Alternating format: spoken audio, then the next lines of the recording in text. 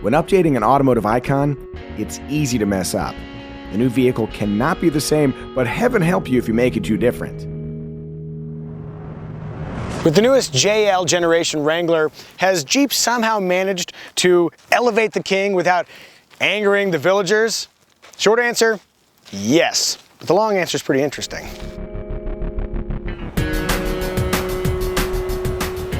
Don't let the evolutionary exterior design fool you. Within the first 100 feet, it is clear something's changed. This Wrangler doesn't drive like a tent, it drives like an SUV. With a longer wheelbase, wider track, and a well-sorted suspension, ride quality is actually quite good, especially compared to Wranglers of the past. Another major leap forward is the steering. It's linear and responsive with what I would describe as ideal resistance. I mean, yes, there's still a little bit of slack, but the days of driving your Wrangler like a 1950s movie car are over. Considering its on-road refinement, you're probably wondering, has the Wrangler devolved into an off-road poser? No, it has not.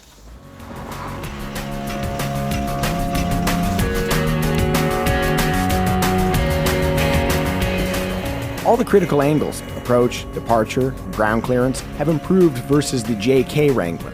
For four-wheeling action, there's no bad Wrangler, but true off-road connoisseurs will want the Rubicon, with its robust Dana 44 axles, electronic locking front and rear differentials, electronic front sway bar disconnect, hardcore crawl ratio, 10.8 inches of ground clearance, heavy gauge steel rock rails, and 33-inch tires, though they are all-terrain tires, so depending on your plans, you might want to upgrade to mud and snow tires.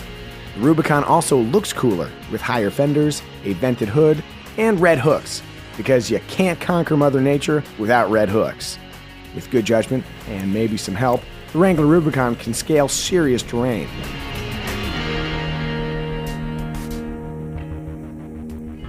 Nonetheless, most Wranglers will live their lives in civilization. If you're the kind of person that likes to look rugged but not live rugged, there are a number of details that make this the most civilized Wrangler yet. Unimpeded driver sightlines are made possible by larger windows and a lower belt line that also places the windowsill at the right height to rest your arm. Soft door materials keep that arm comfortable, as do equal height armrests. The doors have detents to hold them open, and the cup holders have an integrated phone slot. Compared to Wranglers of yore, the JL's interior quality is a revelation. Even so, there are plenty of brawny touches. Those are real bolts securing the HVAC controls. The silver trim is actually metal plated. The controls are properly grippy and knurled. There are grab handles for the front passenger, on the A-pillars, and, in the four-door, on the B-pillars as well. And if you're worried about having your stuff stolen, both the glove compartment and the large center console are lockable. Tim.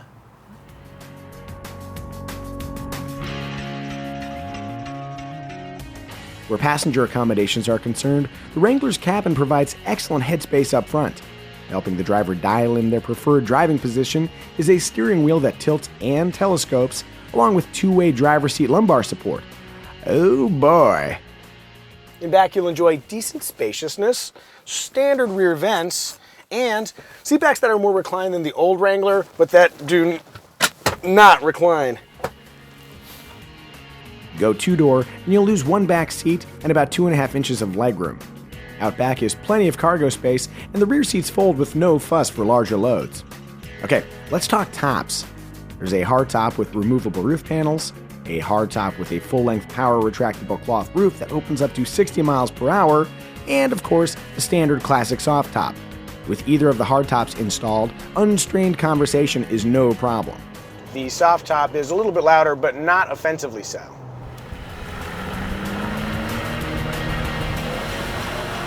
Of the three tops, the soft top is my favorite for two reasons. One, it affords the best view out, and two, accessing that view is miraculously simple. Come with me, won't you? Most significant change, if you've ever had a Jeep previous to this one, bunch of zippers, there are no more zippers. Literally, it's just tabs, and all the windows just slide right out. Let's go this way. Yeah, get out of here, you window. Now let's pull the sides. Same deal.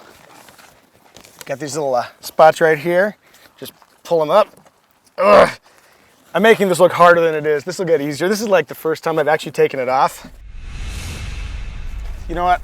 I am doing this the dumb way. There we go. See, it gets easier as you do it. If you go back up front here, you have two releases. You flip them, throw this thing back, and this enables what's called the Sunrider position. Plenty of air. But if you want to drop the whole mess, there's a single latch right under here. Pull, and then flop it on back. Sweet! Now, the real trick, how long will it take for me to put all this mess back together? Let's time it. And go.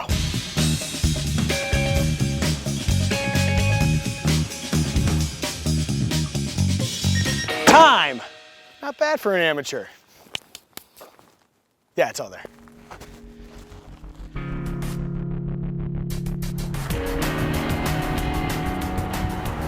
Drive topless, and wind throughout the cabin is pleasantly breezy. And not unlike the Lamborghini Huracan Spider, the windshield header is far forward, filling your gaze with beautiful blue skies. The Jeep Wrangler isn't just a great off-roader, it's a great convertible.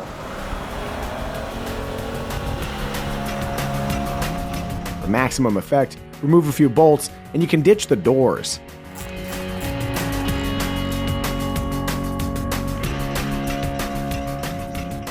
Note, there's a clever grab handle right here that makes these things easier to carry. Jeep has smartly made reinstallation a breeze by using different length door pins and stamping the Torx tool size right onto the hinge. The door is also way less, as does the hood, windshield surround, and exterior tailgate skin, thanks to our old friend, aluminum. That, plus expanded use of high-strength steel, gives us a Wrangler chassis that's stiffer, yet comparatively svelte.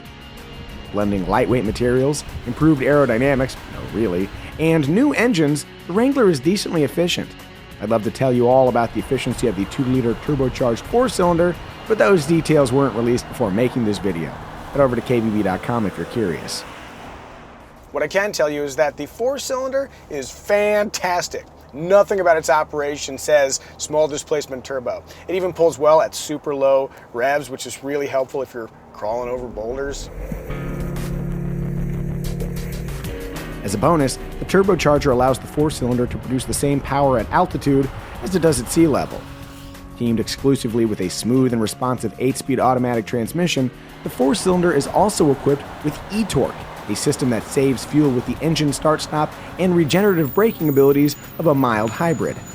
If you'd rather drive a V6, you're in luck. Displacing 3.6 liters, the standard V6 moves the Wrangler with gusto. And noise. The 4-cylinder is actually the torquier engine, but unlike the 4, the V6 comes with a standard 6-speed manual transmission, for those holdouts who still change gears themselves. Rounding out the engine lineup in 2019 is a 3-liter diesel 8-speed automatic combo.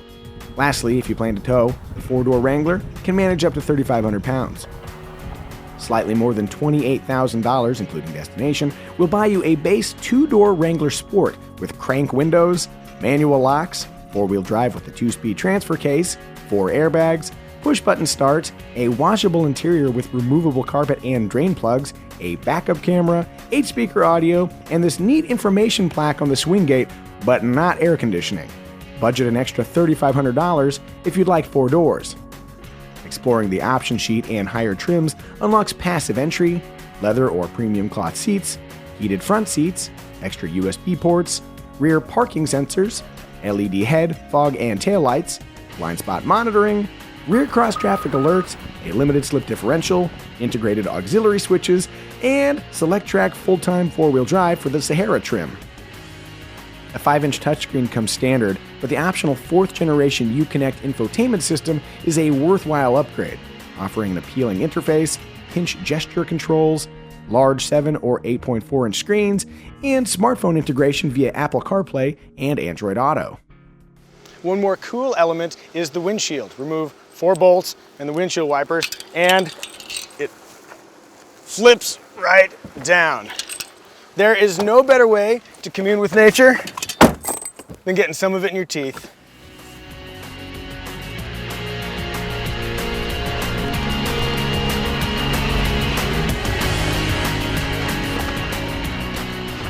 Theoretical Wrangler competitors might include the Chevy Colorado ZR2, the Toyota 4Runner, especially in TRD Pro guys, Ford's mysterious future Bronco, and I don't know, how about a Mazda Miata? Honestly, there's nothing quite like the Jeep Wrangler. It's an open-air American legend built to go where few dare. Buying into that dream always meant sacrificing livability, but with the Wrangler JL, it's no longer true. It's a blast to drive, no matter how you drive it.